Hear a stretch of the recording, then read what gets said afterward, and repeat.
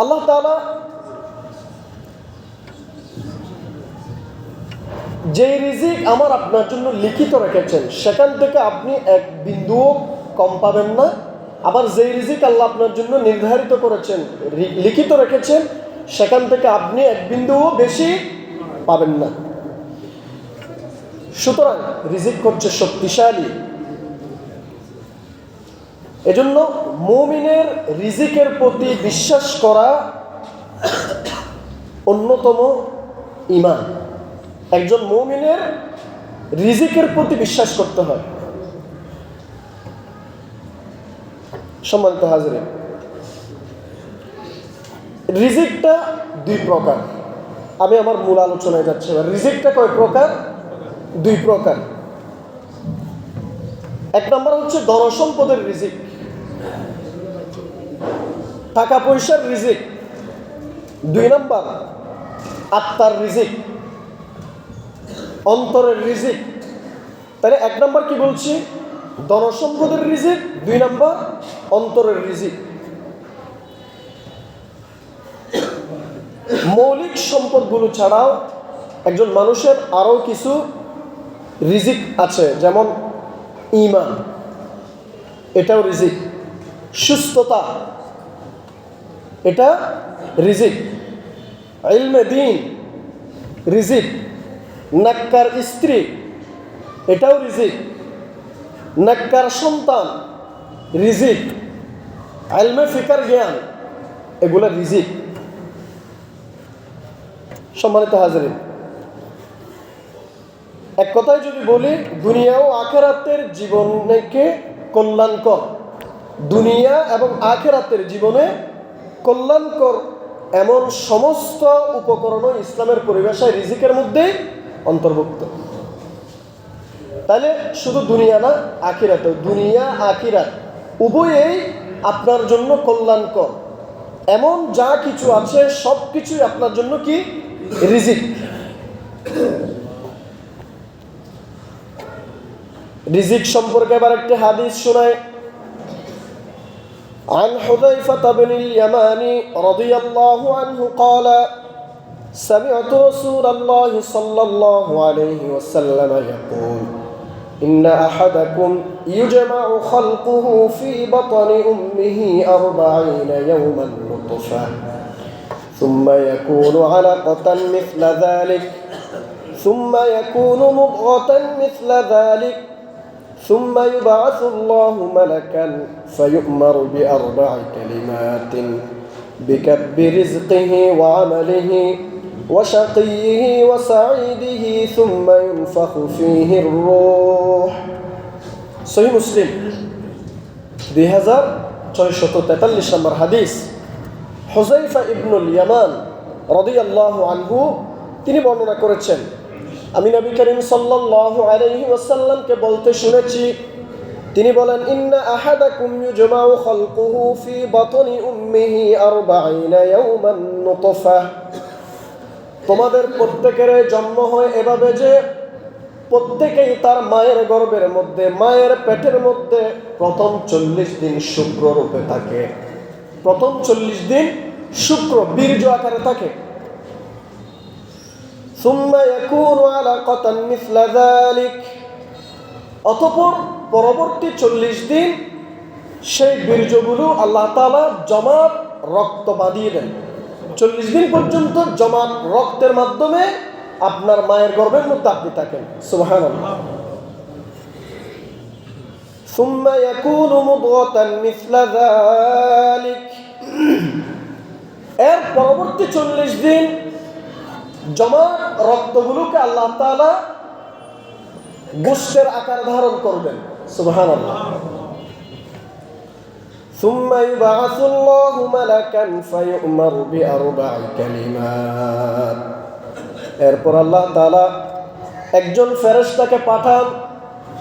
একজন ফেরেশতা আপনার 4টি জিনিস এবার লিখে রাখেন। আল্লাহ তাআলা যে ফেরেশতাকে পাঠান সেই ফেরেশতা 4টি জিনিস লিখে রাখেন। বিকাতবি রিজকিহি, এক নম্বর তার রিজিক। তাহলে আপনি যখন আপনার মায়ের গর্ভে এখনো পর্যন্ত পরিপূর্ণ হন নাই, 40 দিন বীর্য ছিলেন, এরপর 40 দিন পর্যন্ত আপনি জমাট রক্ত বাঁধা ছিলেন, এরপর 40 দিন পর্যন্ত যখন গোশতের আকার ধারণ করলো, পরবর্তীতে আল্লাহ তাআলা একজন ফেরেশতা পাঠানোর মাধ্যমে সর্বপ্রথম লিখে রাখে বিকাত বিরিজকিহি, তার রিজিক দুনিয়াতে কি হবে, সুবহানাল্লাহ, ওয়া আমালিহি, তার আমল, ওয়া শাকিহি ওয়া সাঈদিহি, সেই ব্যক্তি দুনিয়াতে নেককার হবে না বদকার হবে, এই দুর্ভাগা হবে কিনা, এই বিষয়ে আল্লাহ তাআলার হুকুম তার তাকদিরে লিখে রাখেন। সুম্মা ইউনফাখু ফীহির রূহ, এরপরে আল্লাহ তাআলা তার মধ্যে রূহ প্রবেশ করান, সুবহানাল্লাহ। তাহলে আপনি আপনার মায়ের গর্ভে থাকাকালীন আল্লাহ তাআলা আপনার রিজিক কি করেন, নির্ধারিত করে দেন। সম্মানিত হাজিরিন, এবার এই রিজিকটা বৃদ্ধির উপায় কি কি? 1 নম্বর ইস্তিগফার, তাওবা করা, ইস্তিগফার করা, এটা 1 নম্বর। যে যত বেশি ইস্তিগফার করবে, তাওবা করবে, আল্লাহ তার রিজিক তত বেশি বৃদ্ধি করে দিবেন, সুবহানাল্লাহ। দলিল, আল্লাহ তাআলা বলছেন সূরাতুন নূহের 10 থেকে 12 নম্বর আয়াত, فَقُلْتُ اسْتَغْفِرُوا رَبَّكُمْ إِنَّهُ كَانَ غَفَّارًا يُرْسِلِ السَّمَاءَ عَلَيْكُمْ مِدْرَارًا وَيُمْدِدْكُمْ بِأَمْوَالٍ وَبَنِينَ وَيَجْعَلْ لَكُمْ جَنَّاتٍ وَيَجْعَلْ لَكُمْ أَنْهَارًا। সুবহানাল্লাহ। আল্লাহ তাআলা বলছেন তোমরা তোমাদের রবের ক্ষমা প্রার্থনা করো। ফাকুলতু ইস্তাগফিরু রাব্বাকুম, তোমাদের রবের ক্ষমা প্রার্থনা করো, ইস্তিগফার করো। ইন্নাহু কানা গাফফারা, নিশ্চয় তিনি ক্ষমাশীল। ইউরসিলিস সামাআ আলাইকুম মিদরারা, যদি তোমরা ইস্তিগফার করো তাহলে আল্লাহ বলছেন এরপরে তিনি তোমাদের উপরে মুষলধারে বৃষ্টি বর্ষণ করবেন, সুবহানাল্লাহ। ওয়া ইউমদিদুকুম বিআমওয়ালিন ওয়া বানিন ওয়া ইয়াজআল লাকুম জান্নাতিন ওয়া ইয়াজআল লাকুম আনহারা, শুধু যে মুষলধারে বৃষ্টি বর্ষণ করবেন তা নয়, এরপরে তিনি তোমাদের ধন সম্পদ এবং সন্তান সন্ততির মাধ্যমে সাহায্য করবেন, সুবহানাল্লাহ। এই যে ধন সম্পদ, সন্তান সন্ততি, এগুলা কি বলছিলাম শুরুতে, রিজিক। তাহলে এগুলা দিয়ে তোমাদেরকে সাহায্য করবেন, মানে তোমাদের রিজিক সন্তান দিয়ে ধন সম্পদ দিয়ে বৃদ্ধি করে দিবেন, সুবহানাল্লাহ। ওয়া ইয়াজআল লাকুম জান্নাত ওয়া ইয়াজআল লাকুম আনহারা, তোমাদের জন্য বাগান স্থাপন করবেন, জান্নাত উদ্যান স্থাপন করবেন। ওয়া ইয়াজআল লাকুম আনহারা, তোমাদের জন্য নদ নদী নালা প্রবাহিত করবেন। তাহলে এই আয়াতে আল্লাহ কি বলছেন, যারা ইস্তিগফার করে এদেরকে আল্লাহ ধন সম্পদ সন্তান সন্ততি দিয়ে রিজিক বৃদ্ধি করে দেয়, সুবহানাল্লাহ। এজন্য নবী করিম সাল্লাল্লাহু আলাইহি ওয়াসাল্লাম ইরশাদ করেছেন, আবু দাউদের 1518 নম্বর হাদিস, মান লাজিমাল ইস্তিগফারা জাআলাল্লাহু লাহু মিন কুল্লি দীকিন মাখরাজা ওয়া মিন কুল্লি হাম্মিন ফারাজা ওয়া রাযাকাহু মিন হাইসু লা ইয়াহতাসিব। যে ব্যক্তি ইস্তিগফারের মধ্যে নিযুক্ত থাকবে, যেই ব্যক্তি আল্লাহর কাছে ক্ষমা চায়, ইস্তিগফারের মধ্যে নিযুক্ত থাকে, আল্লাহ তার জন্য প্রতিটি সংকট থেকে আল্লাহ তাকে মুক্তি দেন, সুবহানাল্লাহ। ওয়া মিন কুল্লি হাম্মিন ফারাজা, প্রতিটি দুশ্চিন্তা থেকে আল্লাহ তাআলা তাকে স্বস্তি দেন। ওয়া রাযাকাহু মিন হাইসু লা ইয়াহতাসিব, আল্লাহ তাআলা তার রিজিক এমন ভাবে বৃদ্ধি করে দেন যা সে চিন্তাও করে নাই, ধারণাও করে নাই, সে চিন্তা করে নাই, ধারণা করে নাই, এমন জায়গা থেকে তার রিজিক চলে আসে, সুবহানাল্লাহ। তাহলে শুরুতে কি আছে, মান লাজিমাল ইস্তিগফার, যেই ব্যক্তি ইস্তিগফারে নিযুক্ত থাকে। তাহলে আপনি যখন ইস্তিগফারে নিযুক্ত থাকবেন, আল্লাহ তাআলা আপনার রিজিক এমনভাবে বৃদ্ধি করে দিবেন যে যেটা আপনি কল্পনাও করেন নাই, চিন্তাও করেন নাই। আপনি চিন্তা করেন নাই, গবেষণা করেন নাই, অমুক জায়গা থেকে আপনার রিজিক আসতে পারে। এজন্য আল্লাহ নবী আরো বলেছেন, তুবা লিমান ওয়াজাদা ফি সহিফাতিহি ইস্তিগফারান কাসীরা। ধন্য সেই ব্যক্তি, ইবনে মাজার হাদিস, ধন্য সেই ব্যক্তি যার আমলনামায় প্রচুর পরিমাণে ইস্তিগফার পাওয়া যায়। সুবহানাল্লাহ। তাহলে যার আমলনামায় প্রচুর পরিমাণে ইস্তিগফার পাওয়া যায় সেই ব্যক্তি কি ধন্য। আচ্ছা, তাহলে এক নম্বর আমি কি বলেছি এতক্ষণ পর্যন্ত? ইস্তিগফার করা, তওবা করা, রিজিক বৃদ্ধির উপায়। 2 নম্বর, সৎ কাজে ব্যয় করা, কৃপণতা না করা। সৎ কাজে ব্যয় করা, কৃপণতা না করা, এটা হচ্ছে 2 নম্বর আমল। আল্লাহ তাআলা বলছেন, কুল ইন্না রাব্বি ইয়াবসুতুর রিজকা লিমান ইয়াশাউ মিন ইবাদিহি ওয়া ইয়াকদিরু লাহু। আল্লাহ তাআলা তার বান্দাদের মধ্যে যাকে ইচ্ছা তার রিজিক প্রশস্ত করে দেন, আর যাকে ইচ্ছা তার রিজিক সংকুচিত করে দেন। তাহলে রিজিক বাড়িয়ে দেন আবার কমিয়ে দেন, এটার মালিক কে? নাকি অমুক দরবারের কাছে গিয়ে অমুক পীর সাহেব কি আপনার রিজিক বাড়াতে পারে? অমুক মাজারের কাছে গিয়ে মাজারের যিনি শায়িত আছেন তিনি কি আপনার রিজিক বাড়িয়ে দিতে পারবে? তাহলে রিজিকের মালিক কে? সে আল্লাহ বলছেন, আমি যাকে চাই তাকে রিজিক বাড়িয়ে দেই, আর যাকে ইচ্ছা তার রিজিক সংকুচিত করে দেই। ওয়ামা আনফাকতুম মিন শাইইন ফাহুয়া ইউখলিফু। এরপর আল্লাহ বলছেন, তোমরা যে কোনো কিছু ব্যয় করো না কেন, আল্লাহ তাআলা সেই ব্যয়ের তোমাদেরকে প্রতিদান দিয়ে দেন, তোমাদেরকে বদলা দিয়ে দেন। সুবহানাল্লাহ। যেই রিজিক কেন বৃদ্ধি পাবে? তাহলে রিজিক বৃদ্ধি হওয়ার আরেকটা আমল হচ্ছে, আমি যখন কাউকে দিব তার বদলা, তার প্রতিদান আল্লাহর পক্ষ থেকেই দিয়ে দিবেন। সুবহানাল্লাহ। ওয়া হুয়া খায়রুর রাযিকিন। কেন তিনি পারবেন? কারণ তিনি হচ্ছেন সর্বশ্রেষ্ঠ রিজিক দাতা। সর্বশ্রেষ্ঠ রিজিক দাতা কে? আল্লাহ। এজন্য আল্লাহ বলছেন, মাসালুল্লাযীনা ইউনফিকুনা আমওয়ালাহুম ফি সাবিলিল্লাহি كمثل حبة أنبتت 7 سنابل في كل سنبلة 100 حبة والله يضاعف لمن يشاء والله واسع عليم। সূরা বাকারা 261 নম্বর আয়াত। আল্লাহ বলছেন, যারা আল্লাহর পথে ধনসম্পদ ব্যয় করে, যারা আল্লাহর পথে খরচ করে, মসজিদের জন্য খরচ করে, মাদ্রাসার জন্য খরচ করে, এলাকার জন্য, সমাজের জন্য খরচ করে, কোনো একটা নলকূপ বসিয়ে দেয়, মানুষের জন্য চিকিৎসার সামগ্রী কিনে দেয়, মানুষের কাজে ব্যয় করে, আল্লাহর পথে ব্যয় করে, তাদের উদাহরণ দিচ্ছেন আল্লাহ তাআলা একটি বীজের মতো, শস্য দানার ন্যায়। যেই বীজ আপনি রোপণ করেছেন একটা, কিন্তু সেখান থেকে উঠেছে 7টা। সুবহানাল্লাহ।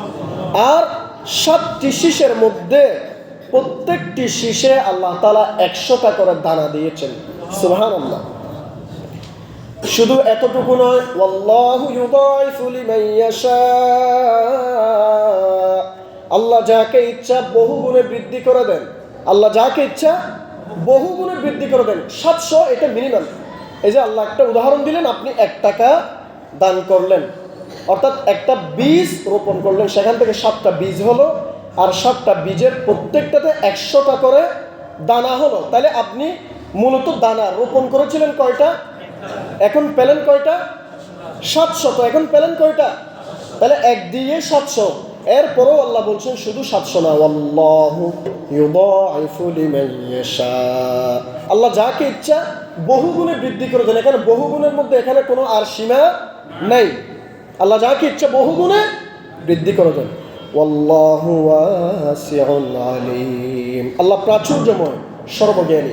আমি যদি দানের বিষয়ে কথা বললে তাহলে এভাবে আরও অনেক কথা বলতাম, কিন্তু এখানে এতটুকুতেই সীমাবদ্ধ রাখছি, কারণ আমার মূল আকর্ষণ হচ্ছে রিজিক বৃদ্ধির উপায়, আমল কি কি। তাহলে 1 নম্বর কি বলেছি? ইস্তিগফার। 1 নম্বর কি বলেছি? সবাই মনোযোগ দিচ্ছেন, এই জন্য সবাই বলছেন। 1 নম্বর কি? ইস্তিগফার। 2 নম্বর কি? এই যে এখন যেটা আলোচনা করলাম সেটা, বখিলতি না করা, কৃপণতা না করা, দান করা। কি করা? দান করা। 3 নম্বর, আত্মীয়তার বন্ধন বজায় রাখা। আত্মীয়তার বন্ধন, এটা মারাত্মক। আত্মীয়তার বন্ধন বজায় রাখা মানে এটা, এখন তো সামান্য কারণে আত্মীয়তার বন্ধন শেষ হয়ে যায়। বিয়েতে দাওয়াত দেয় নাই, আমাকে ভালো করে মাথায় নেই, শুরু থেকে শেষ পর্যন্ত আমাকে কথার মধ্যে রাখে নাই, তার সাথে আমার কোনো সম্পর্ক, সে আমার ছোট ভাই হলো শেষ, বড় ভাই হলো, এ দেখেন সম্পর্ক ওখানে শেষ। অথচ এটা এত গুরুত্বপূর্ণ। আমরা এই যে প্রত্যেক জুমায় এখানে যে দাঁড়িয়ে খুতবা দেই, এখানে একটা আয়াত করি, সূরাতুন নিসার শুরুর আয়াত, ইয়া আইয়ুহান নাসু তাকু রাব্বাকুমুল্লাযী খালাকাকুম মিন নাফসিন ওয়াহিদা। এই আয়াতটা পড়ি। এখানে শেষ দিকে কি, আয়াতের শেষ অংশে ওয়াত্তাকুল্লাহাল্লাযী তাসাআলুনা বিহি ওয়াল আরহাম। তাসাআলুনা বিহি, তোমরা আল্লাহকে ভয় করো কিসের বেলায়? তাসাআলুনা বিহি ওয়াল আরহাম, আত্মীয়তার সম্পর্ক রক্ষা করার ক্ষেত্রে আল্লাহকে ভয় করো। এটা আপনারা আরবিটা বুঝেন না, এই জন্য চিন্তা করে নেন। কিন্তু প্রত্যেকটা জুমায়, প্রত্যেকটা মিম্বরে, সারা বাংলাদেশে কেন পৃথিবীর যত মসজিদ আছে প্রায় মসজিদে এই আয়াতটা খুতবাতেই পড়ে। কিন্তু এই খুতবার মেসেজটা কি? প্রথম আয়াতের মেসেজটা কি?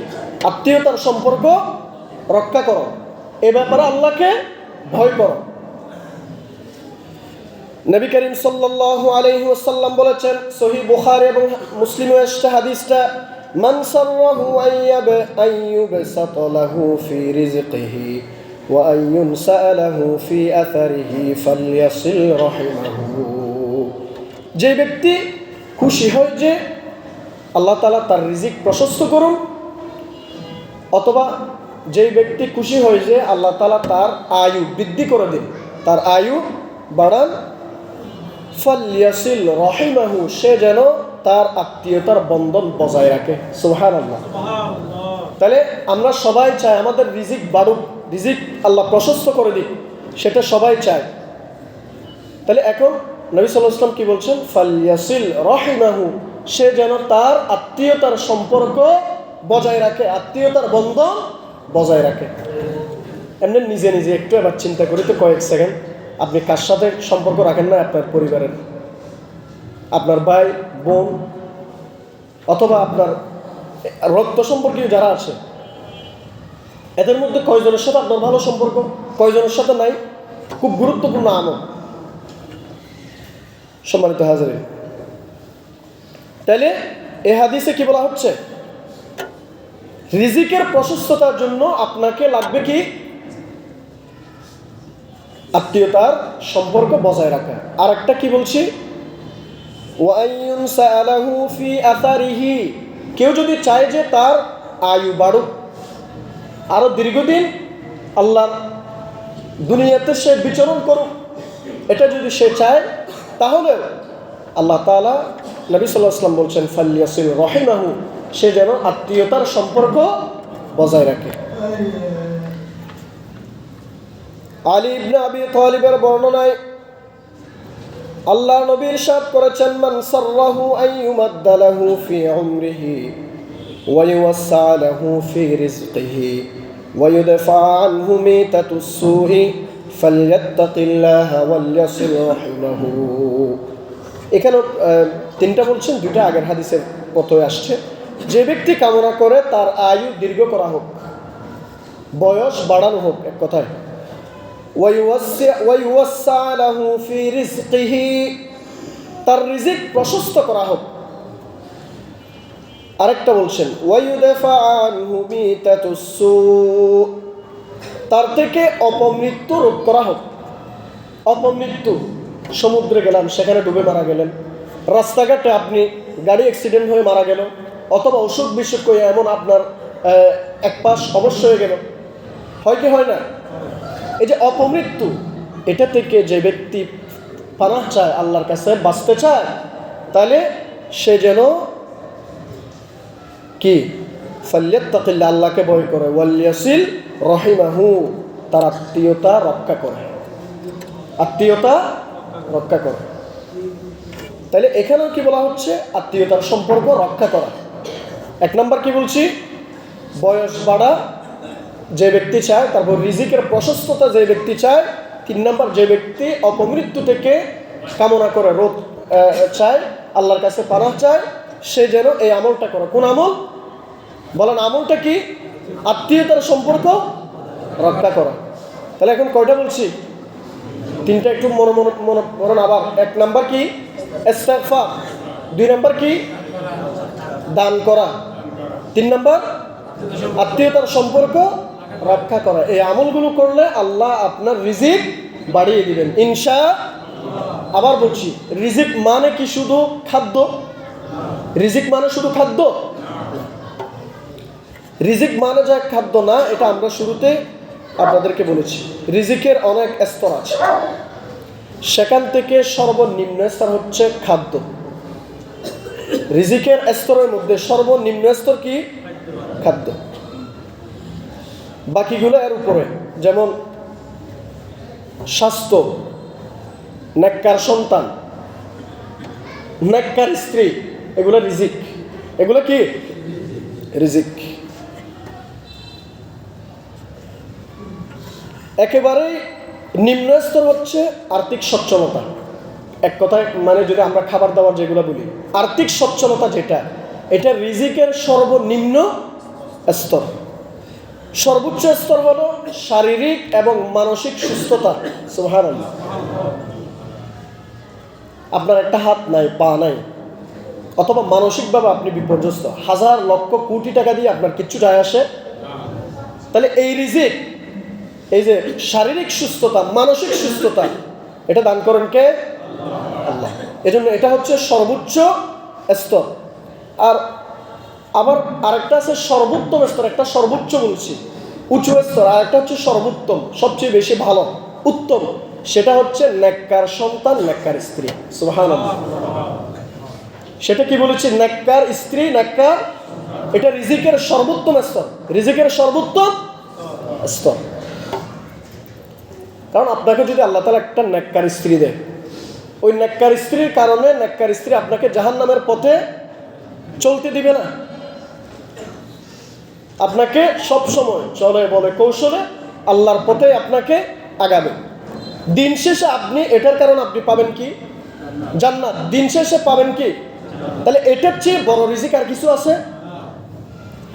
সন্তান, নেককার সন্তান। আপনি মারা গেলেও নেককার সন্তান আমল করলে, ওই যে সদকায়ে জারিয়া, আপনি নেককার সন্তান যে আমলগুলো করেছে, এই আমলগুলো আপনার আমল নামায় মারা যাওয়ার পরেও আল্লাহ অটোমেটিক আপনার আমল নামায় লিখে দিচ্ছেন। সুবহানাল্লাহ। তাহলে নেককার সন্তান, তার জন্য আপনি জান্নাতে যাবেন। এই জন্য একটা সর্বোত্তম স্তর, রিজিকের সর্বোত্তম স্তর কি? নেককার সন্তান, নেককার স্ত্রী। সর্বোচ্চ স্তর শারীরিক সুস্থতা, মানসিক সুস্থতা, আর সর্বনিম্ন স্তর আর্থিক সচ্ছলতা। তাহলে কিন্তু আমরা রিজিক বলতেই বুঝি আর্থিক সচ্ছলতা, বাকিগুলো যে রিজিক, এগুলো আমরা বুঝি না। সম্মানিত হাজিরিন, এরপরে 4র্থ নাম্বার, তাকওয়া অবলম্বন করা, আল্লাহকে ভয় করা। এজন্য আল্লাহ বলছেন, ওয়ামান ইয়াত্তাকিল্লাহা ইয়াজআল লাহু মাখরাজা ওয়া ইয়ারযুকহু মিন হাইসু লা ইয়াহতাসিব। আল্লাহ তাআলা বলছেন সূরাতুত তালাকের 2 থেকে 3 নম্বর আয়াত, যেই ব্যক্তি তাকওয়া অবলম্বন করে, যেই ব্যক্তি আল্লাহকে ভয় করে, যেই ব্যক্তি আমাকে ভয় করে, আল্লাহকে ভয় করে, তিনি তার জন্য মুক্তির পথ দেন। ইয়াজআল লাহু মাখরাজা ওয়া ইয়ারযুকহু মিন হাইসু লা ইয়াহতাসিব। আর আল্লাহ তাআলা তার জন্য এমন জায়গা থেকে রিজিক দেন যা সে ধারণাও করেনি, যা সে চিন্তাও করেনি, এমন জায়গা থেকে আল্লাহ তাআলা তার রিজিকের ব্যবস্থা করে দেয়। সুবহানাল্লাহ। যে ব্যক্তি আল্লাহকে ভয় করে, তার রিজিকের ব্যবস্থা আল্লাহ এমন জায়গা থেকে করে দেয় যা সে চিন্তাও করে না, কল্পনাও করতে পারে না, এমন জায়গা থেকে তার রিজিকের ব্যবস্থা হয়ে যায়। আল্লাহ তাআলা সূরাতুল আরাফের 96 নম্বর আয়াত বলেছেন, ওয়ালাউ আন্না আহলাল কুরা আমানু ওয়াত্তাকাউ লাফাতাহনা আলাইহিম বারাকাতিন মিনাস সামাই ওয়াল আরদি ওয়ালাকিন কাযযাবু فأخذناهم بما كانوا يكسبون। যদি জনপদের অধিবাসীরা ঈমান আনত, জনপদের অধিবাসীরা তাকওয়া অবলম্বন করত, ওয়াত্তাকাউ লাফাতাহনা আলাইহিম বারাকাতিন মিনাস সামাই ওয়াল আরদ, আল্লাহ তাআলা আসমান এবং জমিনের বরকত সমূহ তাদের জন্য খুলে দিতেন। সুবহানাল্লাহ। জনপদের অধিবাসীরা যদি ঈমান আনত আর কি করত? ওয়াত্তাকাউ, খোদাবিরত অবলম্বন করত, আল্লাহকে ভয় করত, তাইলে লাফাতাহনা আলাইহিম বারাকাতিন মিনাস সামাই ওয়াল আরদ, তবে আমরা তাদের জন্য আসমান এবং জমিনের বরকত সমূহ খুলে দিতাম। শুধু আসমানের নয়, জমিনেরও, জমিনের নিচে যা বরকত আছে, খনিজ সম্পদ আছে, যত ধরনের উদ্ভিদ আছে, সব কিছু আল্লাহ তাআলা তাদের জন্য খুলে দিতেন যদি জনপদের লোকেরা তাকওয়া অবলম্বন করত, ঈমান আনত। সুবহানাল্লাহ। ওয়ালাকিন কাযযাবু ফাআখাযনাহুম বিমা কানু ইয়াকসিবুন, কিন্তু তারা মিথ্যারোপ করেছিল, তাই তারা যা অর্জন করত তার কারণে আল্লাহ তাআলা তাদেরকে পাকড়াও করেছে। সম্মানিত হাজিরিন, এরপর হচ্ছে আল্লাহর পথে হিজরত। সূরাতুন নিসা 100 নম্বর আয়াত আল্লাহ তাআলা বলছেন, ওয়ামান ইউহাজির ফি সাবিলিল্লাহি ইয়াজিদ ফিল আরদি মুরাগামান কাসীরান ওয়া সাআহ, যে ব্যক্তি আল্লাহর পথে হিজরত করে, যে ব্যক্তি আল্লাহর জন্য এক দেশ থেকে আরেক দেশে চলে যায়, হিজরত করে, সে জমিনে প্রচুর আশ্রয়ের জায়গা এবং সচ্ছলতা পাবে। সে জমিনে প্রচুর আশ্রয়ের জায়গা এবং সচ্ছলতা পাবে। তার মানে রিজিক কে যে হিজরত করে, ওমান ইউহাজির ফি সাবিলিল্লাহ, আল্লাহর পথে যে ব্যক্তি হিজরত করে। এরপর 6 নাম্বার হচ্ছে হজ এবং উমরাহ। যারা করবে আল্লাহ তাদের রিজিকেও কি করেন? বারাকা দান করেন। তাবিউ বাইনাল হজ্জি ওয়াল উমরাহ ফাইন্নাহুমা ইয়ানফিয়ানিল ফাকর ওয়াল যুনুবা কামা ইয়ানফিল কিরু খাবাসাল হাদিদ ওয়াল যাহাবি ওয়াল ফিদ্দা ওয়া লাইসা লিল হজ্জিল মাবরুরি সাওয়াবুন ইল্লাল জান্নাহ। মুস্তাদরাকাল হাকিমের মধ্যে হাদিসটা আসছে। নবী সাল্লাল্লাহু আলাইহি ওয়াসাল্লাম বলেছেন, হজ এবং উমরার মধ্যে ধারাবাহিকতা রাখুন। ফাইন্নাহুমা ইয়ানফিয়ানিল ফাকর ওয়াল যুনুব, কারণ এই দুটি দারিদ্র এবং গুনাহ দূর করে দেয়। সুবহানাল্লাহ। হজ এবং উমরা দারিদ্রতা এবং গুনাহ দূর করে। কামা ইয়ানফিল কিরু খাবাসাল হাদিদ ওয়াল যাহাবি ওয়াল ফিদ্দা, যেমনি ভাবে কামারের যে হাপড় দেয় লোহার মধ্যে আর স্বর্ণ রূপার মধ্যে যে হাপড় দেওয়ার কারণে ময়লা দূর হয়ে যায়, ঠিক একই রকম হজ এবং উমরা করার কারণে আল্লাহ তাআলা তার থেকে ওই গুনাহগুলো দূর করে দেন এবং তার দারিদ্রতাও দূর করে দেন। সুবহানাল্লাহ। অনেকে মনে করে আমি যদি 7 লাখ টাকা দিয়ে হজ করি, 8 লাখ টাকা দিয়ে যদি হজ করি, তাহলে আমি গরিব হয়ে যাব। অথচ আল্লাহ বলছেন তার দারিদ্রতা আল্লাহ দূর করে দেবেন। সুবহানাল্লাহ। 2 লক্ষ টাকা 1.5 লক্ষ টাকা খরচ করে যদি আমি উমরা করি, তাহলে আমি মনে হয় দুর্বল হয়ে যাব, আমার আর কিচ্ছু থাকবে না। অথচ নবী সাল্লাল্লাহু আলাইহি ওয়াসাল্লাম বলেছেন আল্লাহ তাআলা তার দারিদ্রতা দূর করে দেবেন। সুবহানাল্লাহ। তাহলে নবী সাল্লাল্লাহু আলাইহি ওয়াসাল্লামের কথা কি আমরা বিশ্বাস করি না? আল্লাহর কথা কি আমরা বিশ্বাস করি না? তাহলে স্থাবর অস্থাবর সম্পত্তি যাদের আছে, যাদের 10 লাখ টাকা পর্যন্ত আছে আর 10 লাখ টাকা আছে, কিন্তু এখনো পর্যন্ত আমার ছেলেকে বিয়ে করাইতে হবে, মেয়ে বিয়ে দিতে হবে, আপনার উপর হজ ফরজ হয়েছে, আপনি জানেনও না। আপনার উপর হজ ফরজ হয়েছে, অথচ আপনি আরেকটা বাহানা দিচ্ছেন। বাহানা কি? আমার মেয়ে বিয়ে দিতে হবে। আপনি যদি ঠিক পথে থাকেন, সঠিক পথে থাকেন, দায়িত্ব কে নিবে? আল্লাহ নেবে। হয়তো এমনভাবে আসবে ওই যে রিজিকের ব্যবস্থা আল্লাহ এমনভাবে করে দিবে যে কোনো কিচ্ছুই নেয় নাই, কোনো কিচ্ছুই, বরং উল্টো আপনাকে দিয়ে ভরপুর করিয়ে দিয়ে আপনার থেকে মেয়েটা নিয়ে গেছে। সুবহানাল্লাহ। এমন হয় না মাঝে মধ্যে? এই রিজিকের ব্যবস্থা আল্লাহ করে দিয়ে গেল। কিন্তু আপনাকে সঠিক ট্র্যাকে থাকতে হবে। আপনি গাড়ি চালাইলে রাস্তার মধ্যে চালাইতে হবে। আপনি যদি বিলে নামাই দেন, খালে বিলে যদি নামাই দেন, অ্যাক্সিডেন্ট করবেন। যে আমাদের কেন রিজিকের প্রশস্ততা হয় না?